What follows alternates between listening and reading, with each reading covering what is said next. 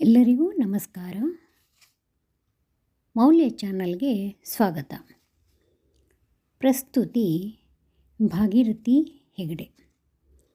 ಎಳೆಯರ ರಾಮಾಯಣ ಅಧ್ಯಾಯ 2 ಅರಣ್ಯಗಮನ ಭಾಗ 27 ರಾವಣನಿಂದ ಸೀತಾಪಹರಣ. ಜಿಂಕೆ ಆಶ್ರಮದ ಬಳಿ ಆಟ ಆಡುತ್ತಿದ್ದಾಗ ಸೀತೆ ಗಿಡಗಳಿಂದ ಹೂಗಳನ್ನು ಬಿಡಿಸುತ್ತಿದ್ದಳು. ಇದ್ದಕ್ಕಿದ್ದಂತೆ ಚಿನ್ನದ ಜಿಂಕೆ ಅವಳ ಬಳಿ ಕಾಣಿಸಿಕೊಂಡಿತು. ಆಸೆ ಆನಂದಗಳಿಂದ ಅವಳ ಕಣ್ಣು ಅರಳಿತು. ಚಿನ್ನದ ಜಿಂಕೆಯ ಕಡೆ ಆಸೆಯಿಂದ ನೋಡಿದಳು. ಒಳಗಿದ್ದ ಶ್ರೀರಾಮ ಲಕ್ಷ್ಮಣರನ್ನು ಕರೆದು ಆ ಸುಂದರ ಪ್ರಾಣಿಯನ್ನು ತೋರಿಸಿದಳು. ಶ್ರೀರಾಮನಿಗೂ ಜಿಂಕೆಯನ್ನು ನೋಡಿ ಸಂತೋಷವಾಯಿತು. ಎಷ್ಟು ಚೆನ್ನಾಗಿದೆ ಎಂದು ಆನಂದಪಟ್ಟನು. ಆದರೆ ಲಕ್ಷ್ಮಣನಿಗೆ ಅದನ್ನು ನೋಡಿ ಸಂಶಯವಾಯಿತು. ಅವನು, ಅಣ್ಣ, ಇದು ನಿಜವಾದ ಜಿಂಕೆಯಲ್ಲ. ಈ ಅರಣ್ಯದಲ್ಲಿ ಹಲವಾರು ರಾಕ್ಷಸರಿದ್ದಾರೆ. ಅವರಲ್ಲಿ ಯಾರೋ ಈ ಜಿಂಕೆಯ ರೂಪದಲ್ಲಿ ಓಡಾಡುತ್ತಿದ್ದಾರೆ ಅಷ್ಟೇ. ನಾವು ಜಾಗರೂಕರಾಗಿರಬೇಕು ಎಂದನು. ಸೀತೆ ಮಾತ್ರ, ಇಲ್ಲ, ಇದು ನಿಜವಾದ ಜಿಂಕೆ. ಓಹ್, ನೋಡು, ಅದೆಷ್ಟು ಮುದ್ದಾಗಿದೆ. ನಮ್ಮ ಕಡೆಯೇ ಆಸೆಯಿಂದ ನೋಡುತ್ತಿದೆ. ಪಾಪ, ಅದಕ್ಕೆ ಹಸಿವಾಗಿರಬೇಕು. ಇಲ್ಲಿಗೆ ಕರೆದುಕೊಂಡು ಬನ್ನಿ, ತಿನ್ನಲು ಏನಾದರೂ ಕೊಡೋಣ. ನಾವೇ ಆ ಜಿಂಕೆಯನ್ನು ಸಾಕಿಕೊಳ್ಳೋಣ. ನನಗೆ ಅದನ್ನು ಕಂಡು ಬಹಳ ಆಸೆಯಾಗಿದೆ ಎಂದಳು. ಶ್ರೀರಾಮನು, ಸೀತೆ, ಜಿಂಕೆಯನ್ನು ನೋಡಲು ಬಹಳ ಚೆನ್ನಾಗಿದೆ.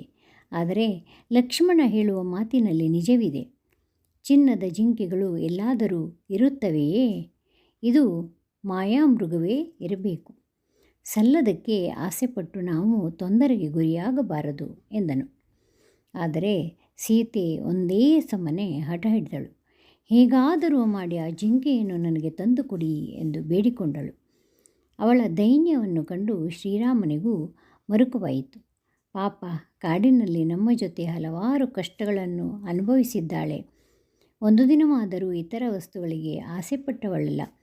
ಅವಳು ಆಸೆಪಡುವುದೇ ಅಪರೂಪ. ಅವಳ ಈ ಇಚ್ಛೆಯನ್ನು ನೆರವೇರಿಸೋಣ ಎಂದು ಬಿಲ್ಲನ್ನು ತೆಗೆದುಕೊಂಡು ಜಿಂಕೆಯನ್ನು ಹಿಡಿಯಲು ಹೊರಟ.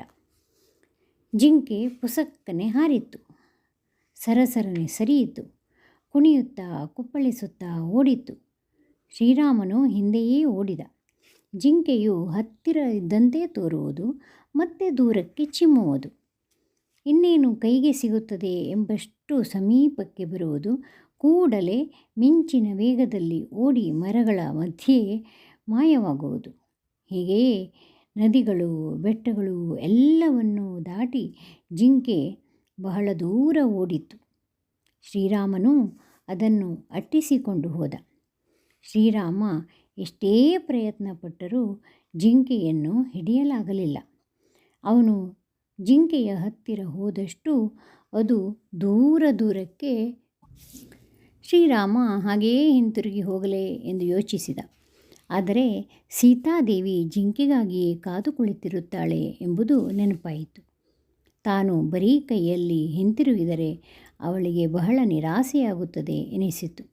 ಆದುದರಿಂದ ಬದುಕಿದ ಜಿಂಕೆ ಕೈಗೆ ಸಿಗದಿದ್ದರೆ ಅದನ್ನು ಕೊಂದಾದರೂ ಆಶ್ರಮಕ್ಕೆ ತೆಗೆದುಕೊಂಡು ಹೋಗಬೇಕು ಎಂದು ಯೋಚಿಸಿದ. ಬಿಲ್ಲಿಗೆ ಬಾಣವನ್ನು ಹೂಡಿ ಜಿಂಕೆಯ ಮೇಲೆ ಬಿಟ್ಟ. ಬಾಣವು ನೇರವಾಗಿ ಮಾಯಾ ಜಿಂಕೆಯ ದೇಹವನ್ನು ಹೊಕ್ಕಿತು.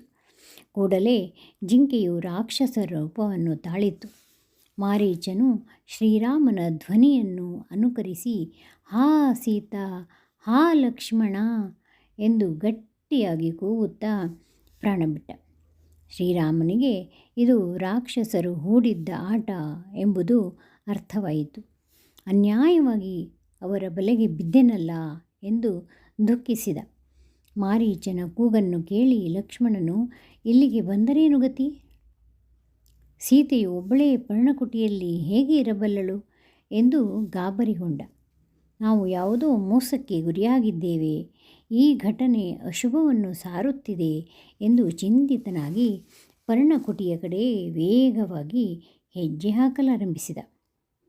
ಇತ್ತ ಪರ್ಣಕುಟಿಯಲ್ಲಿ ಲಕ್ಷ್ಮಣ ಸೀತೆಯರು ಶ್ರೀರಾಮನನ್ನೇ ಎದುರು ನೋಡುತ್ತಿದ್ದರು.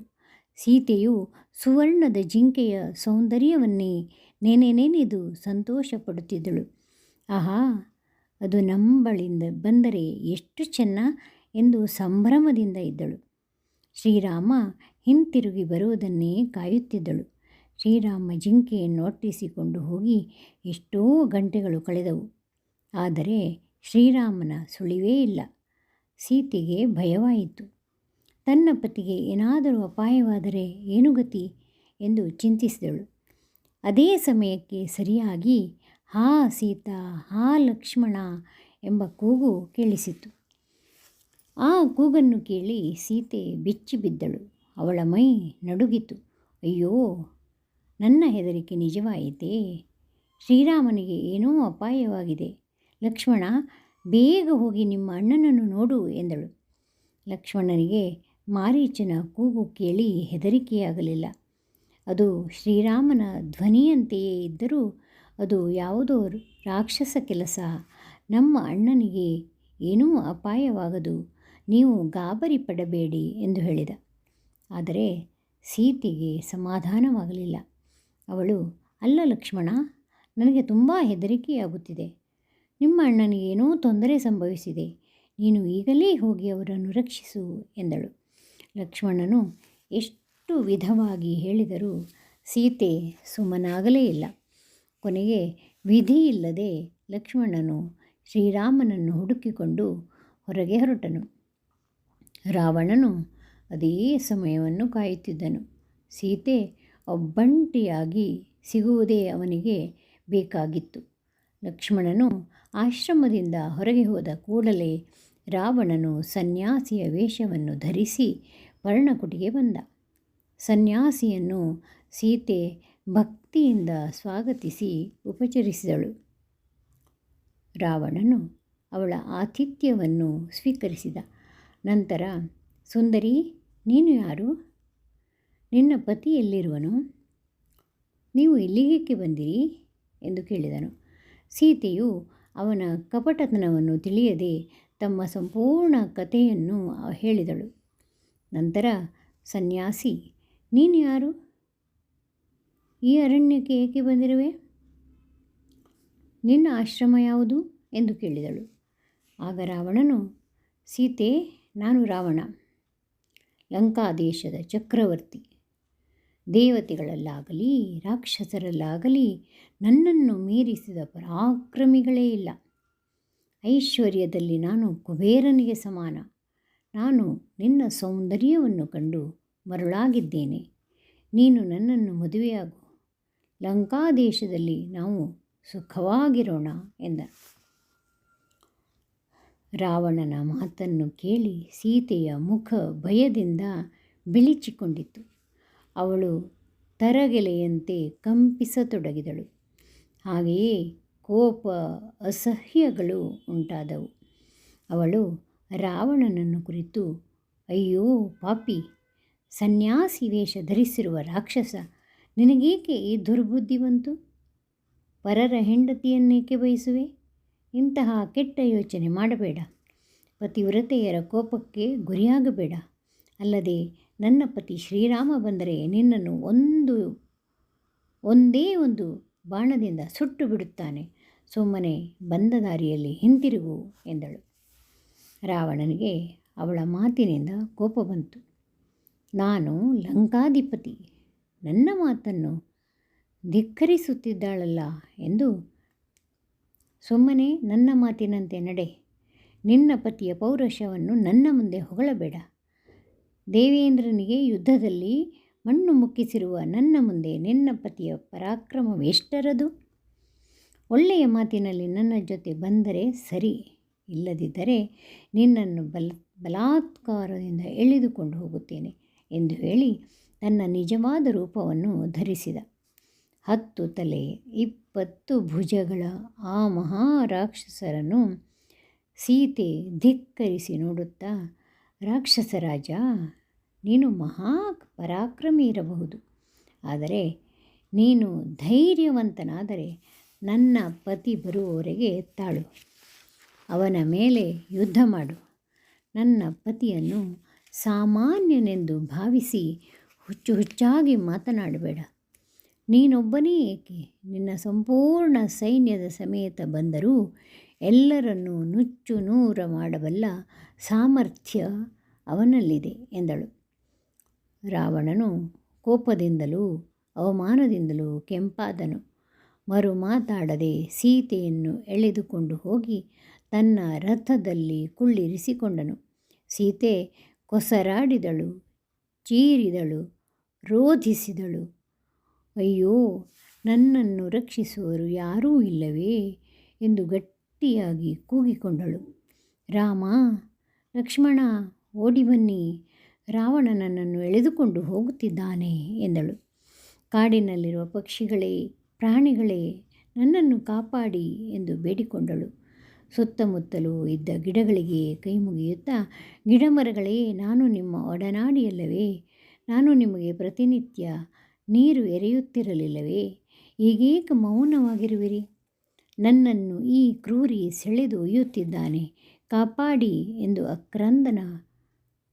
ಆಕ್ರಂದನ ಮಾಡಿದಳು. ಎಂತಹವರಿಗೂ ಮನ ಕರಗಿಸುವ ದೃಶ್ಯ. ಪಾಪ, ಅಬಲೆಯೊಬ್ಬಳು ರಾಕ್ಷಸ ಅಧಮನ ಕೈಯಲ್ಲಿ ಸಿಕ್ಕು ಬಿದ್ದಿದ್ದಳು. ಸೀತೆಯು ವಿಧವಾಗಿ ಪ್ರಲಾಪಿಸುತ್ತಿದ್ದರೂ ರಾವಣನಿಗೆ ಕರುಣೆಯೇ ಉಂಟಾಗಲಿಲ್ಲ. ಅವನ ಹೃದಯದಲ್ಲಿ ದಯೆಯ ಸೆಲೆ ಬತ್ತಿ ಹೋಗಿತ್ತು. ಸೀತೆಯನ್ನು ಪಡೆಯಬೇಕೆಂಬ ದುರ್ಬುದ್ಧಿಯಿಂದ ಅವನಲ್ಲಿದ್ದ ಸದ್ಗುಣಗಳೆಲ್ಲ ಮಾಯವಾಗಿದ್ದವು. ಕಾಮ, ಕ್ರೋಧ, ಕ್ರೌರ್ಯ ಇವು ಬಿಟ್ಟು ಯಾವ ಸದ್ಭಾವನೆಯೂ ಅವನಿಗಿರಲಿಲ್ಲ. ಈಗಂತೂ ಕಾಮದಿಂದ ಅವನು ಹುಚ್ಚನಾಗಿದ್ದ, ಕುರುಡನಾಗಿದ್ದ. ಉಳಿದ ಭಾಗ ಮುಂದಿನ ಸಂಚಿಕೆಯಲ್ಲಿ. ಲೈಕ್ ಮಾಡಿ, ಶೇರ್ ಮಾಡಿ, ಸಬ್ಸ್ಕ್ರೈಬ್ ಮಾಡಿ. ಮತ್ತೊಮ್ಮೆ ಎಲ್ಲರಿಗೂ ಧನ್ಯವಾದಗಳು.